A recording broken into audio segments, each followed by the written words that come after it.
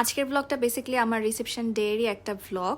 ওই দিন রাত্রেবেলায় সবাই চলে যাওয়ার পরে আমরা কি কি করেছিলাম সে সব কিছুই দেখাবো আজকের ব্লগে। So let's start the video. তো রিসেপশনের দিন কি কি হয়েছিল তোমরা তো অলরেডি আমার ব্লগগুলোতে বা আমার রিলসে দেখেছো যে আমার সমস্ত ফ্যামিলি মেম্বার্সরা কিন্তু আমাদের বাসায় এসেছিল।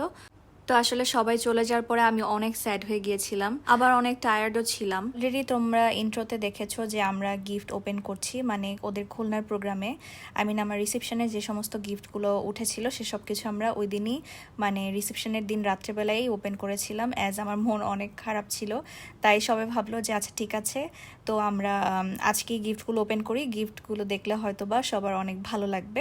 আসলে এটা একটা অন্যরকম মজার ব্যাপার যে বিয়ের গিফটগুলো খুলে খুলে দেখা, এটার মধ্যে একটা অন্যরকম ভালো লাগা কাজ করে। তো আমি বাসায় যাওয়ার পরে হচ্ছে আমার যে আরও যে গোল্ড গিফটগুলো পেয়েছিলাম সেগুলো সবাই আমার হাতেই দিচ্ছিল। সেন্টারে দেয়নি কেউই, সবাই হচ্ছে আমাকে বাসায় এসে গিফটগুলো দিয়েছিল। যেমন ইনি হচ্ছেন আমার হাজব্যান্ডের ফ্রেন্ডের ওয়াইফ।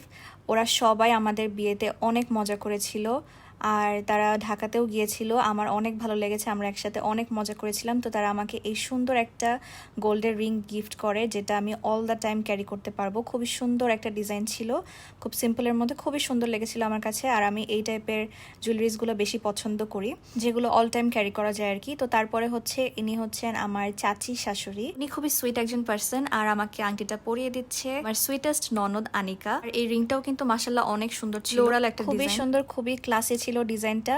আর আমি রিং অনেক পছন্দ করি, তো বিয়েতে ম্যাক্সিমাম আমার রিং গিফট পেয়ে আমার খুবই ভালো লেগেছিল। আর ম্যাক্সিমাম যে গোল্ডের যে গিফটগুলো সেগুলো কিন্তু আমি পেয়েছিলাম হচ্ছে আমার কাবিনের পরপরই।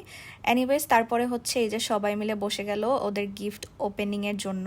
আমার অবস্থা তোমরা দেখতেই পাচ্ছ, আমি শুধুমাত্র চেঞ্জ করে হাত মুখ ধুয়ে তারপর এখানে এসে বসেছিলাম। চুলটাও ভালো মতন খুলিনি, কারণ খোলা যাচ্ছিল না। আমার প্ল্যান ছিল পরের দিন আমি আর কি একটু আরাম করে তেল টেল দিয়ে খুলবো। আমরা সবাই শ্বশুরবাড়ির ব্লগ অনেক দেখতে চাচ্ছিলাম, বাট আমার আসলে বিয়ের পরে সেরকম ভাবে থাকা হয়নি। যে কদিন ছিলাম আমি খালি ঘুমিয়েই কাটিয়েছি। শুধু আমি না, সবাই আসলে অনেক রেস্ট করেছিলাম, কারণ ব্যাক টু ব্যাক এতগুলো প্রোগ্রাম ছিল আমাদের। এত টায়ার্ড ছিলাম, কারণ ঢাকায় এসেও আবার হচ্ছে আমার ক্লাস জয়েন করতে হতো 2-3 দিন পরই। তাই আমি আর বেশি লাফালাফি করি নাই এবার।